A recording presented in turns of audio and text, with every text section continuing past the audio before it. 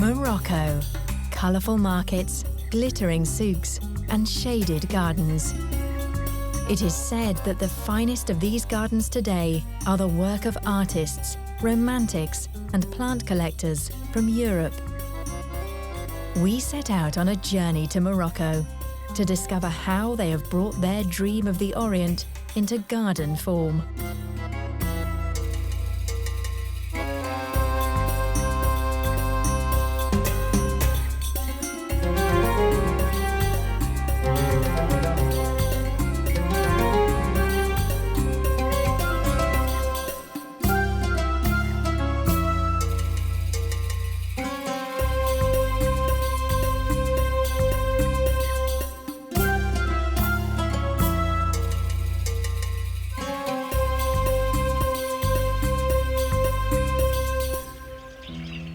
This garden is somewhere in Morocco. We are not permitted to say precisely where.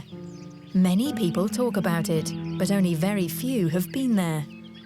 About 20 years ago, a German couple decided to make their dream of an Oriental garden a reality.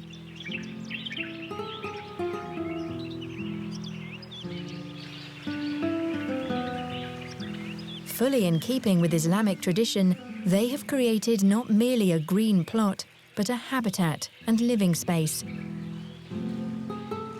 A place to escape from the heat and the dust, to enjoy the shade, the colours, and the birdsong.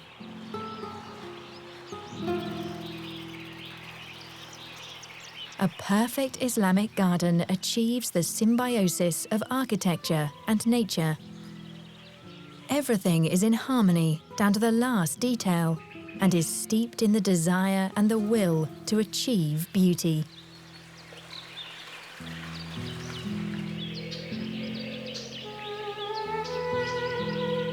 Water is the most important element around which everything turns. This central role is dramatized with every conceivable resource.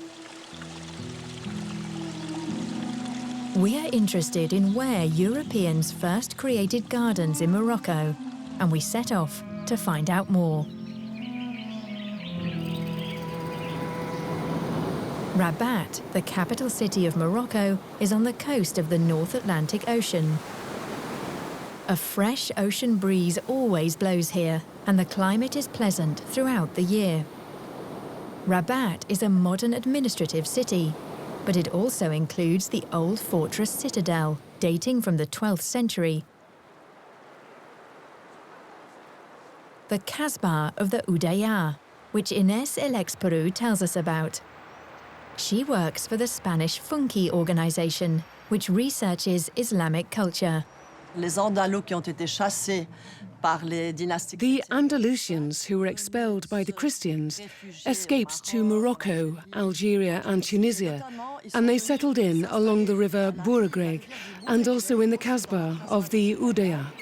La Kasbah, c'est une cité fortifiée qui date du XIe siècle avec la dynastie almoravide. The Kasbah is a fortified city dating from the 12th century.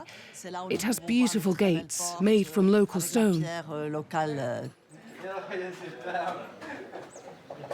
In these alleys live the Spanish Muslims who had escaped from the Christian conquest of Andalusia. Even after so many centuries, the blue facades and the plants on the streets are reminiscent of Cordoba.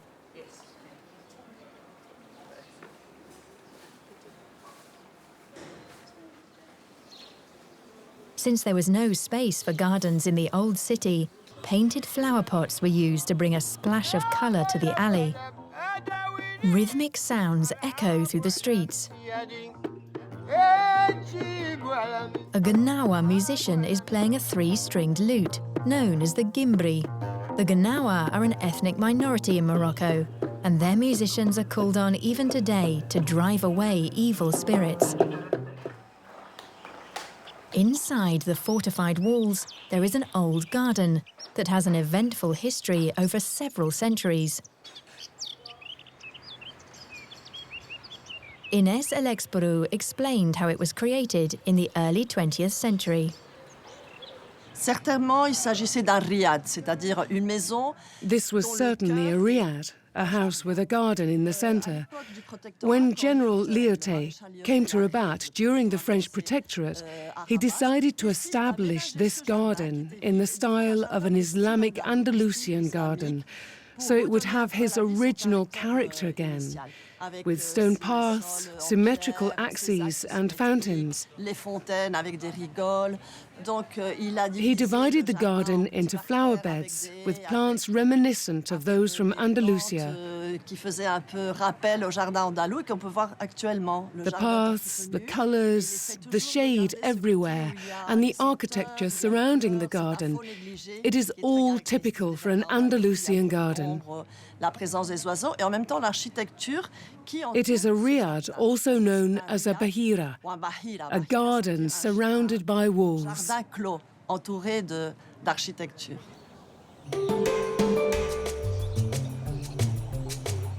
It is a rather bewildering story.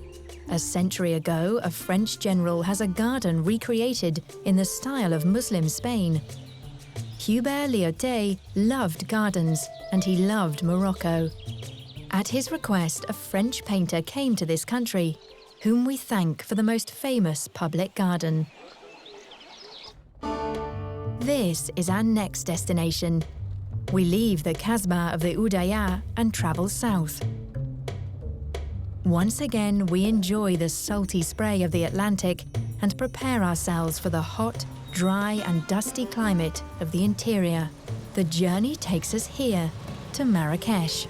The Cité Nouvelle, as the new city district is called, was built during the French occupation. This is where the Jardin Majorelle is located. It was named after the French painter Jacques Majorelle, who created it almost 100 years ago. Today, it is one of the major tourist attractions in Marrakech. It has 800,000 visitors a year from all parts of the world.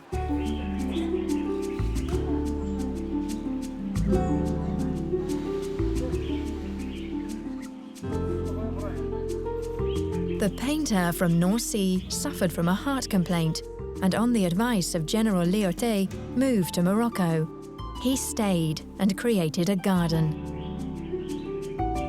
It was not only for flowers, but also for decoration, colours and forms. The creative hand that was at work here can still be sensed today, in the play of contrasts to the intensive green of the shaded garden. We meet Quito Fierro, who has known this garden since his childhood. What idea was the painter Jacques Majorelle pursuing in his garden? Jacques Majorelle always said, "My garden is like a living painting." This is why he worked with colour in the garden. His famous blue, for example, which he discovered when travelling in southern Morocco. It is the blue the Tuareg people used to paint their house doors. It has since become a trademark, Majorelle blue. The excellent care and condition of the garden today is due to the work of a foundation. After Jacques Majorelle died over 50 years ago, the intensive blue faded and the garden became wild and overgrown. It was awakened from this sleeping beauty condition by another French artist, the fashion designer Yves Saint Laurent. He and his partner Pierre Berger devoted themselves to this artist garden heritage. Every step here brings a powerful new impression. A tableau composed of the plant silhouettes and the colourful surfaces in the background. The blue painter's atelier is the backdrop for a lush world of plants. There are no inhibitions against postcard aesthetics here, because the intention is to reward every glance with a perfect picture.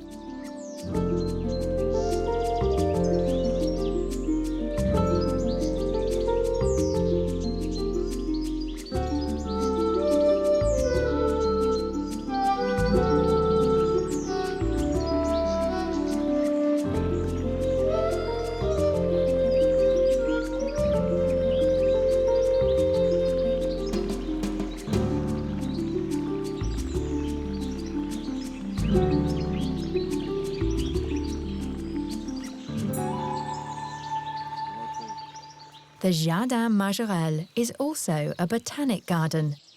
Jardin Majorelle was a dedicated collector of plants. He financed expeditions in all parts of the world.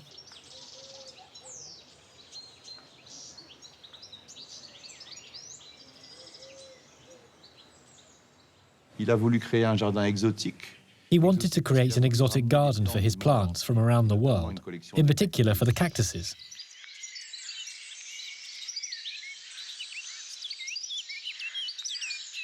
Majorelle wanted to recreate the universe in miniature of the botanical gardens he had known during his childhood in Nancy, which he had regularly visited.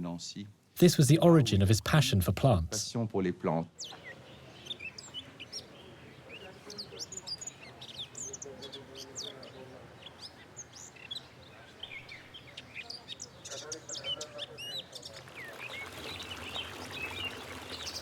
Majorelle also developed a passion in Morocco for Berber culture, and his former studio is now a museum dedicated to the Berbers. Under the new constitution, Morocco has, in the past 4 years, recognized the Berber identity and the Berber roots of the country. The first Berber museum in Morocco presents this cultural heritage. It is a very important development, and with a close link to Jardin Majorelle, because he discovered this Berber identity in Morocco, and above all, in Marrakech. Le Maroc, et surtout Marrakech, découvre cette identité berbère. A part of this identity is an ancient traditional art essential for designing gardens by Europeans. A fountain should always have a place in a garden. With this in mind, we visited a mosaic maker and his workshop at the gates of Marrakech.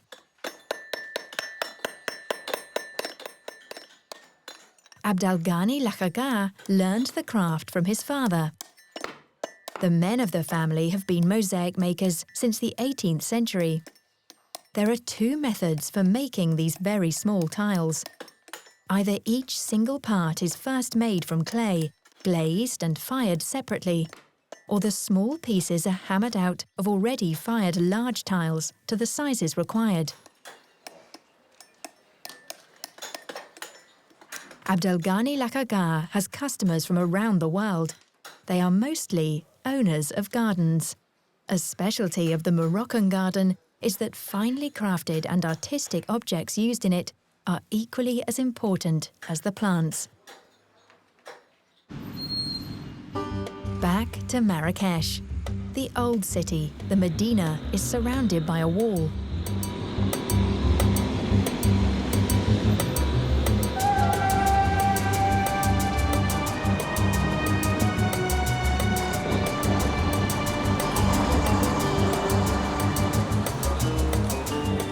There is no space for buses or trucks in the old city. The streets of the souk are strictly arranged according to the goods on offer. These include, for example, textiles, the items needed for the traditional tea culture, and food. Sweets are particular favourites of both local people and tourists.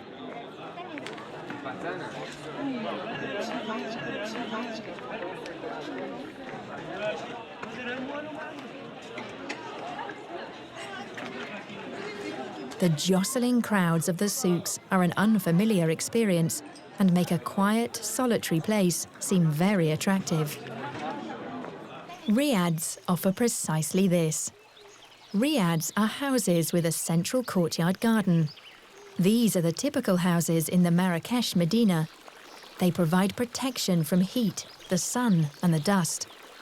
A splashing fountain should never be lacking. It freshens the air and soothes away the noises of the surrounding rooms.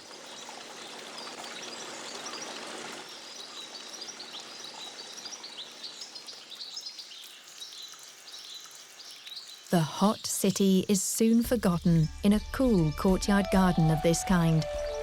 The palms and other large-leaf plants give shade from the sun.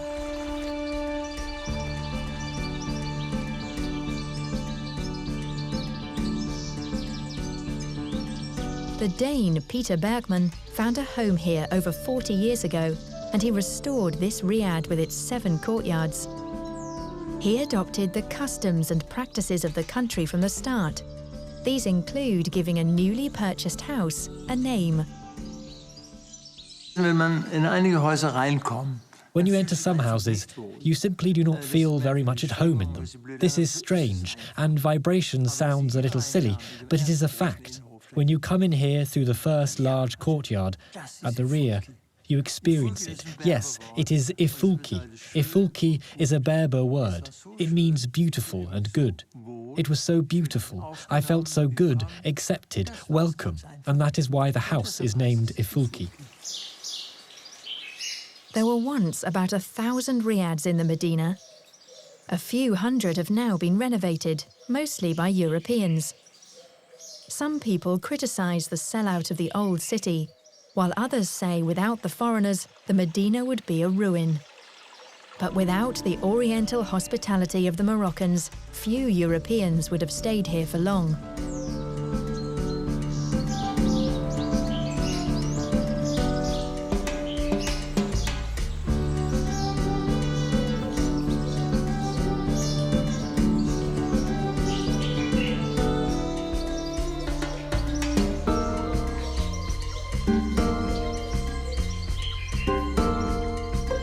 The Moroccans have their own criterion for the quality of a house.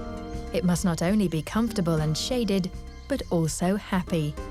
Peter Bergman must have found out how to keep the spooks, the jinns as they are known here, well disposed.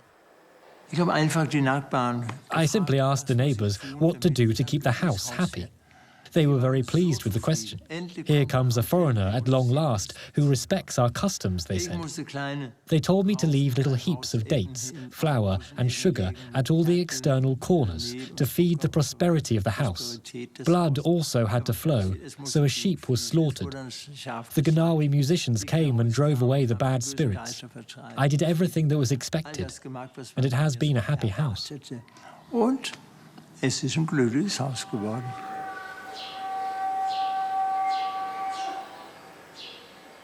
It also needed hard-working, good spirits to make sure it would not only be happy, but also a beautiful house. The Moroccan craftsmen are among the best in the world. With all the things you need for the inventory for a luxury riad in Marrakech, the craftsmen have much to do. We leave Marrakech and head for the road of the lamp makers.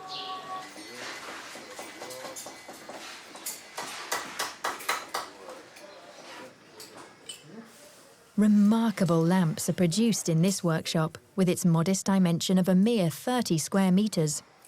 Brightness is not the quality sought in these lamps, but atmospheric effect. You can find them in all Moroccan houses and gardens. Each one of these craftsmen is a specialist for a single production process. The fine frames for the glass panes are first shaped out of sheet brass.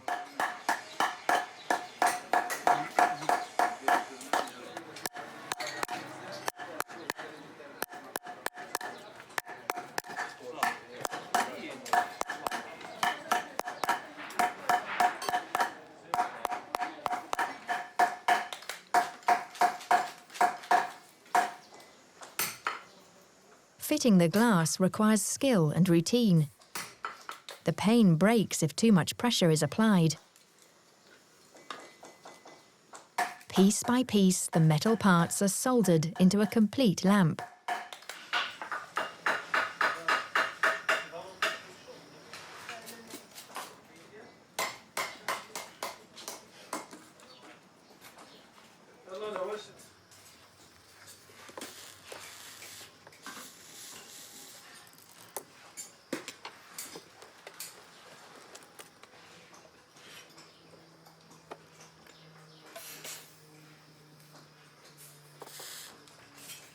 Most of the customers for these lamps are foreigners who value the craftsmanship that goes into them and are thus ready to pay more than for cheap imports from China.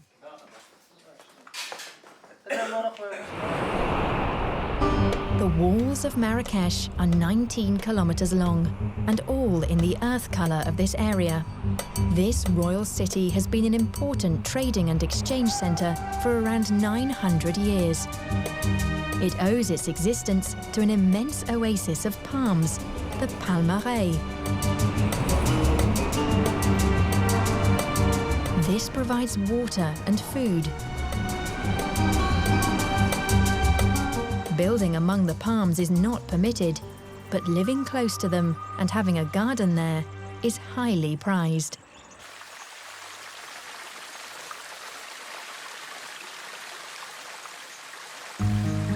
This garden belongs to a citizen of the world, Fabrizio Ruspoli. It is an enchanting and very romantic garden in which the personal signature of the owner can be clearly felt. Water channels and fountains demonstrate an affinity to Islamic culture.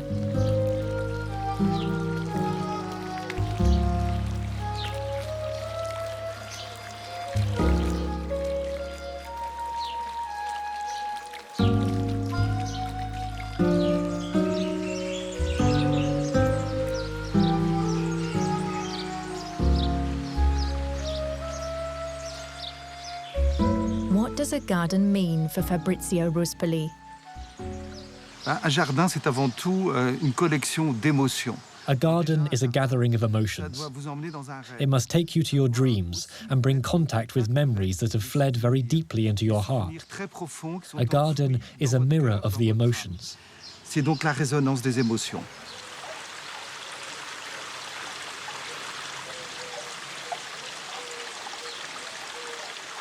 Many emotions have found their place in this garden over the years.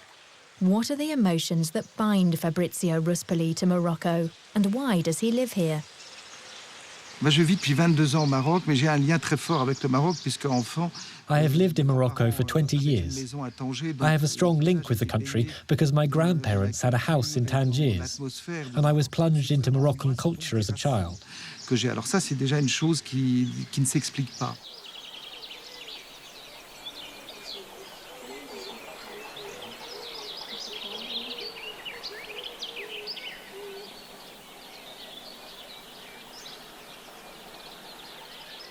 Dans la culture islamique, on est plus, je dirais pas dans le secret, mais dans une discrétion.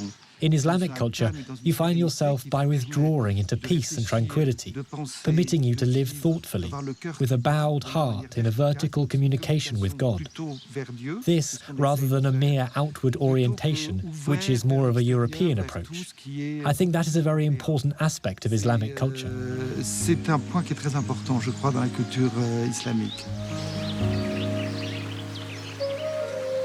A garden, as it is perceived in Islam, is a place for introspection. But an Islamic garden is also characterized by other functions, for example, utility. Fabrizio Ruspoli employs Berber gardeners who maintain a lush vegetable garden. The garden furrows are flooded in the early morning in the traditional irrigation method of the Berbers. The earth must first be heaped to model runnel channels for the water.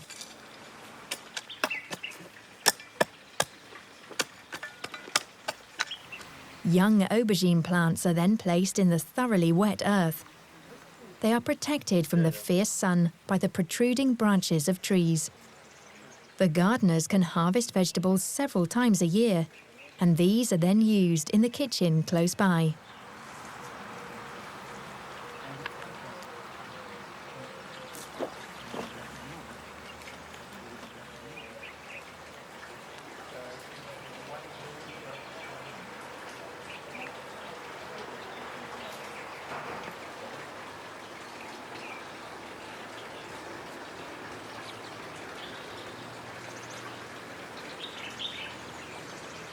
Fabrizio Ruspoli attempts to make his guests familiar with Moroccan everyday life and culture.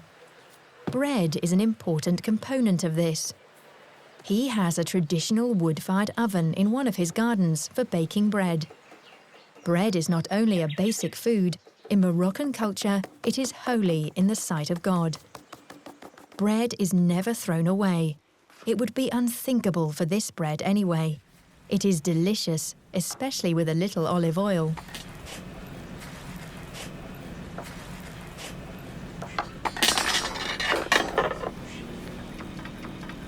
What is the taste of Morocco? It is very much that of the tagine, a Moroccan national dish that derives its name from the special cooking pots used with their conical lids. You can get to know a country very well with the palate. The participants in a cookery course ought to learn how to make tagine. It can be made with vegetables, but also with fish or meat.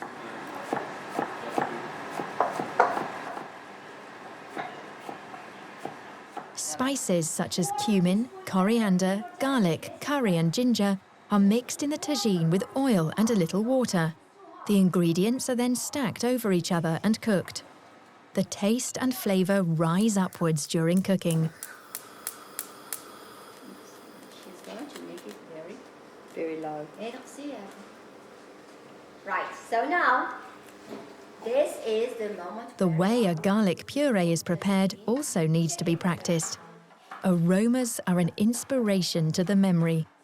An appetizing smell from the kitchen makes us hope for some fine memories to come. Now add your garlic to your tagine, please. We are going to make a salad called za'louk salad. The Palmeraie is a good place for gardens. In the middle of this forest of palms, we visit an atrium house with a green inner courtyard.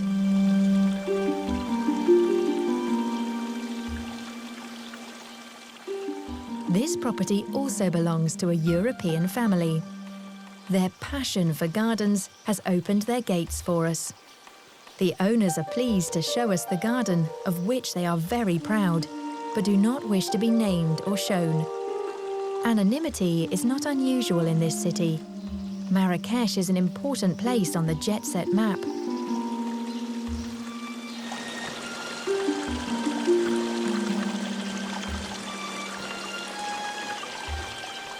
Many rich and famous people have established a private retreat here where they enjoy oriental luxury. This frequently includes the possession of an unusual garden. The reason why the owner created a garden in Marrakech is the climate. She is a passionate plant collector. Few of her plants would survive an icy winter in the north.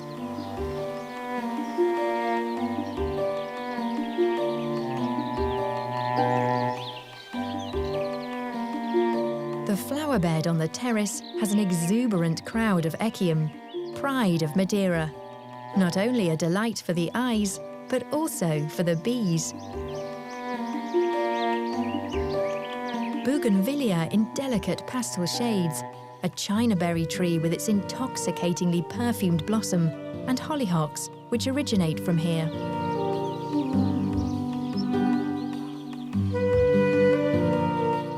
Islands of palm trees have flowering shrubs at their feet, edging generous lawns.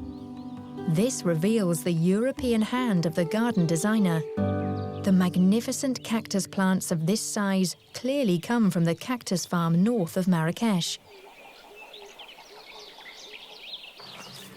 It is the largest cactus farm in Africa, on 7 acres, with 150 types from around the world. The founder came from Germany, but the family business is now in the hands of his widow and daughters. This is virtually a European female-run company here in Morocco.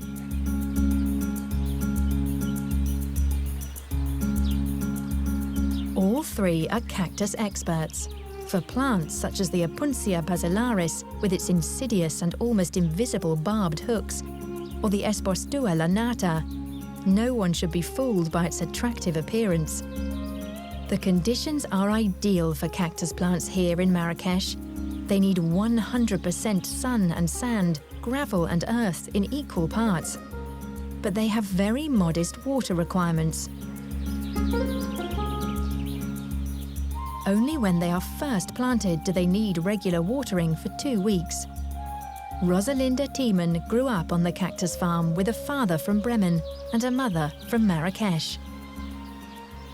war erst noch am Studieren in Frankreich und bin dann auch hierher gekommen, weil I was studying in France, but then I came back here because it is a marvelous heritage, and I thought I must make sure it is continued. bin hier groß geworden und I grew up here. I love cacti, and I know a lot about them, so it was an obvious choice to stay here. There are now 3 of us since my younger sister joined us. Yes, it is certainly not easy, and you really have to put your shoulder to the wheel here as a woman, especially outside the city, in the country, and with the country people. They find it difficult to be told what to do by a woman, or to have her as a boss. It can be a little difficult. Eine Frau als Chefin zu haben, ja. Nee, ist schon ein bisschen schwierig, ja. Mother-in-law's chair is the name of this Echinocactus grusini cactus. A cactus can live for 100 or 300 years.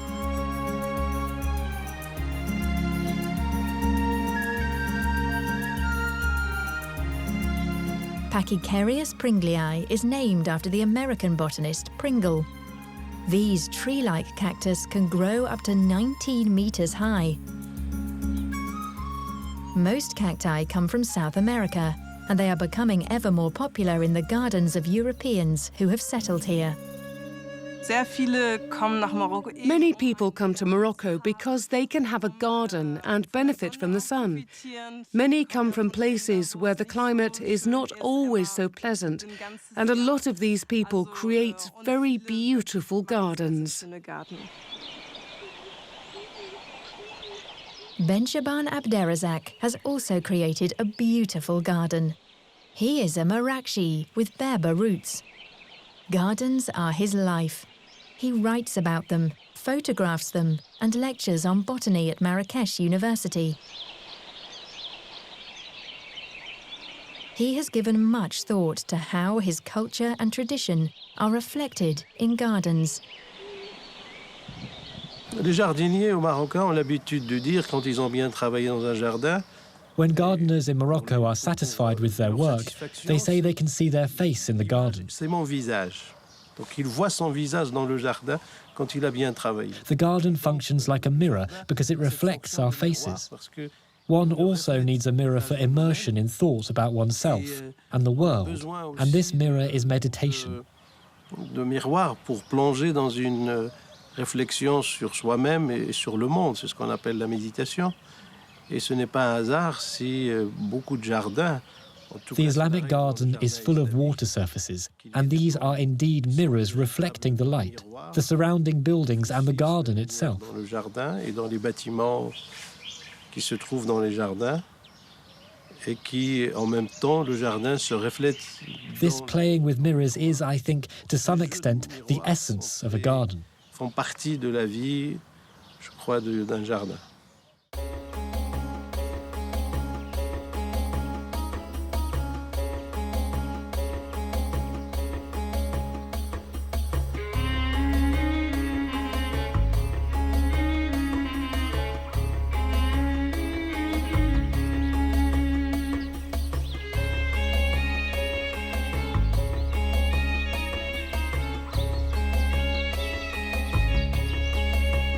Despite his love of water surfaces, Benchaban constantly changes his garden over to a dry planting scheme and to plants with very modest water requirement.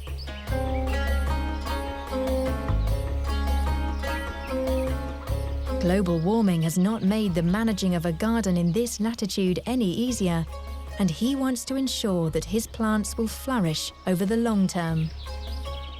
Moi, dans mon jardin, en tout cas, Every tree in my garden, every individual has its own life.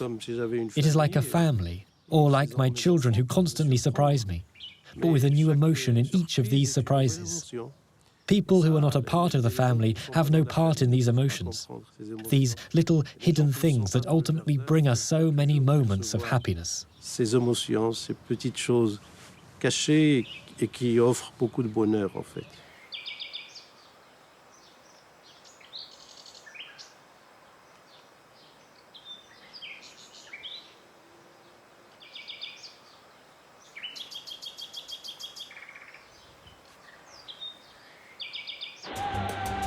we set off again, this time to the Berber Monday Market in Ourika, southwest of Marrakech. The landscape here among the foothills of the snow-capped Atlas Mountains is fertile and a lush green. Once a week, small farmers and traders bring their goods to market here.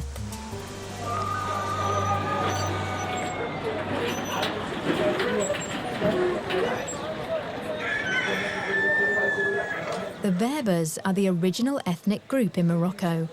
Before the Muslim conquest, the Berbers had their own natural religion, and respect for nature is still very important to them. For example, the Berbers still never build on land that can be cultivated, because this would be a waste. The market serves the food needs of the local people. Unlike the city we have left behind us, tourists are a rare sight here.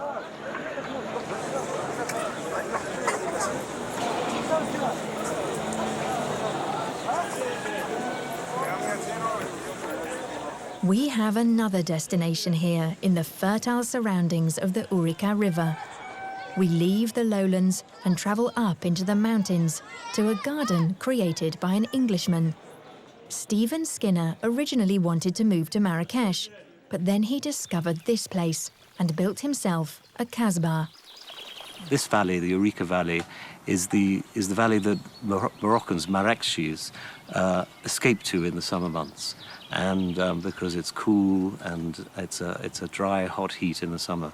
And I could not believe the lushness of this valley. I suppose we are on the edge of some pretty enormous mountains, and so there's a lot of water.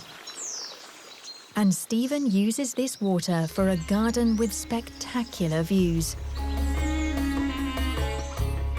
The Atlas Mountains, with their 4,000-metre peaks, separate the Maghreb lands from the dry Sahara. The clouds leave their rain here, and the water from the Atlas Mountains supplies Marrakech. The Atlas forests were cut down and cleared over the centuries. The erosion caused by humans is a serious problem for the mountains.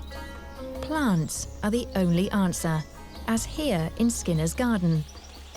Has this remote location in the mountains changed him? I don't think it's changed me. I think it's had an impact on me in appreciating that life can be very simple and can be better, simpler.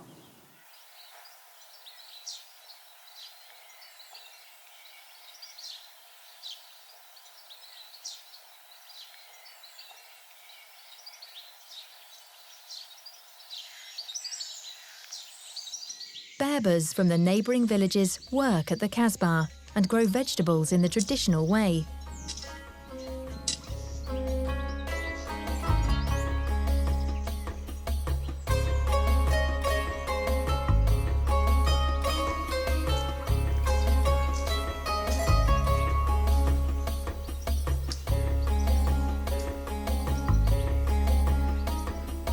Skinner gives his gardeners a free hand.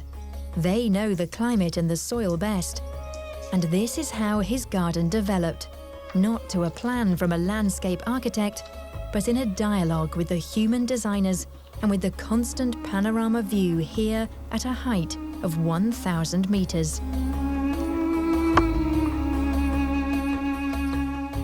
We are in the land of the Berbers, where ancient traditions still survive as a matter of course. It is the same here in Tamslocht, where traditions survive and potters produce vases as they have done for thousands of years with the local clay. The potteries are lined up one after the other.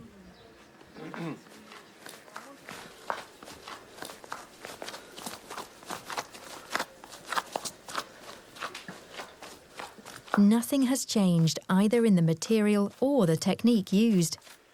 Water, clay, a muscle power wheel, air for drying, and fire for the kiln. The technique has been passed on from generation to generation. The method by which thousands of vases are made seems almost archaic. The entire village lives from the pottery production. The size of the vases makes it plain why the potter's wheels are buried in the earth. It is only by this means that the potters can work without scaffolding.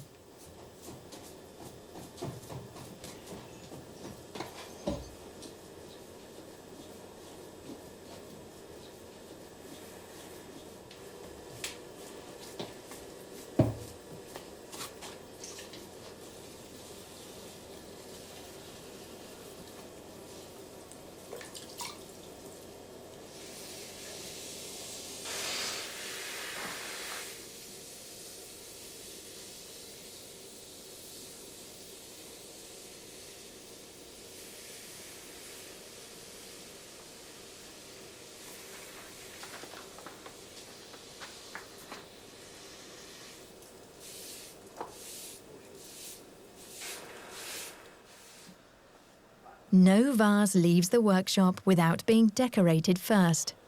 Ornamentation is also added with the assurance of swift routine and thousand-fold practice.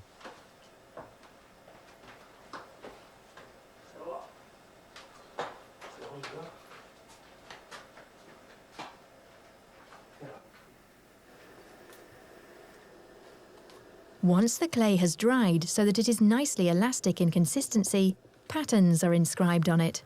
They have no meaning and are simply part of the potter's routine.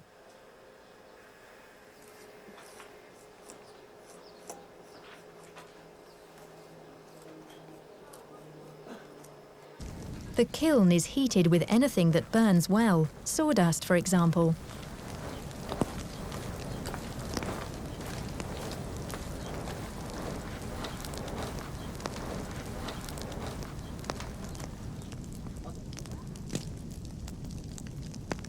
A high column of smoke visible far and wide proclaims that this is Tamslocht, the village of the potters.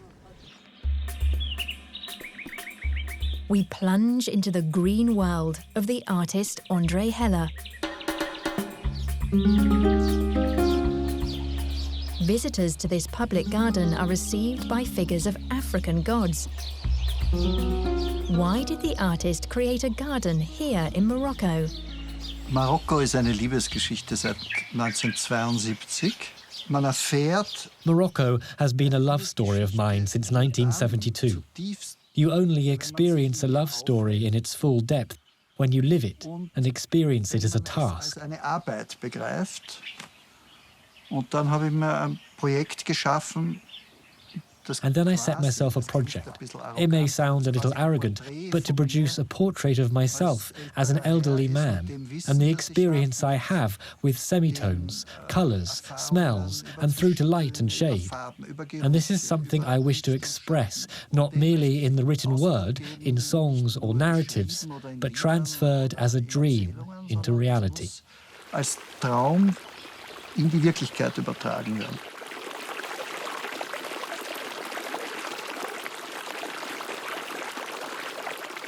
The reality is a garden that seeks to create a symbiosis of nature and art. The wandering on tortuous paths constantly opens up fresh perspectives, showing in equal measure the art collector and the plant lover.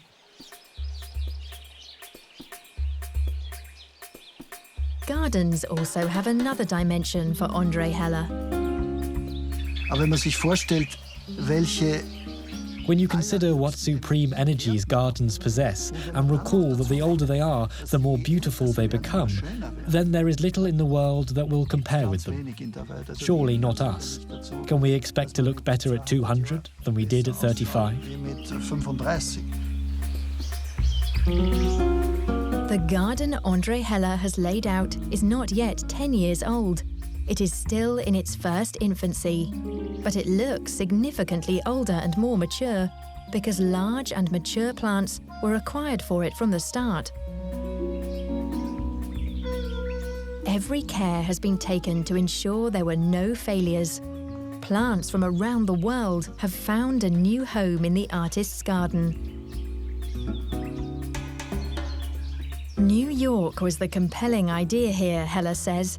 a city where the mix of people with utterly different origins has created a community of incomparable energy.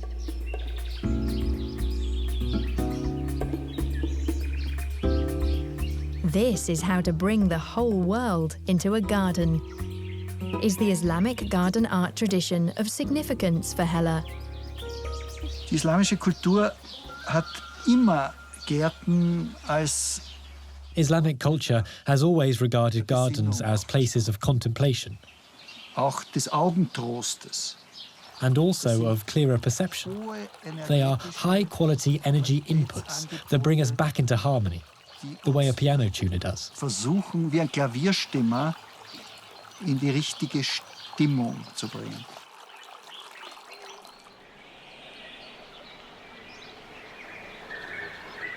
The effect gardens have is not sufficiently appreciated, Hella says.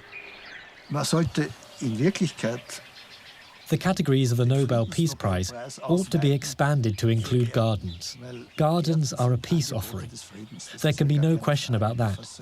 For reconciliation, human interaction, and the chance to breathe deeply.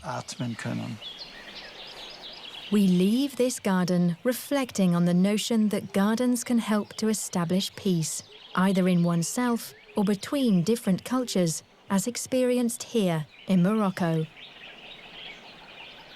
We take in the view of the high Atlas peaks with relaxed enjoyment, before returning once more to the secret garden. What we find here is a very private and luxurious domain, but with an important aspect of Islamic culture implemented here.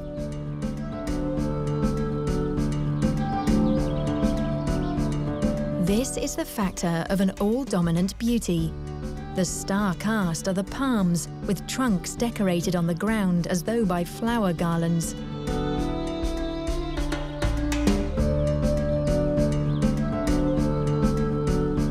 The longer you stay in this garden, the more certain you become that someone wants to unite everything belonging to a perfect garden of the Islamic tradition in this one place. Visual axes bisect this 55,000 square metre garden area, and the significance of water is clear from the numerous fountains. Roses occupy an entire section of the garden, and the owner is clearly devoted to them.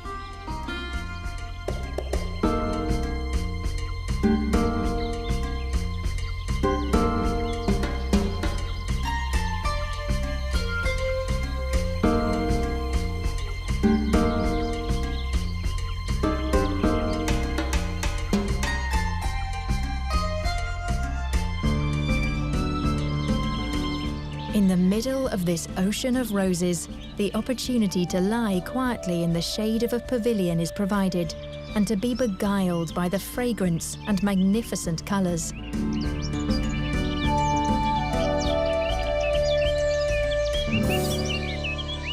But the innermost core of this garden has another surprise in store. Surrounded by architecture reminiscent of the Alhambra, there is a large pool of water, of the kind found in traditional Islamic gardens since the Middle Ages.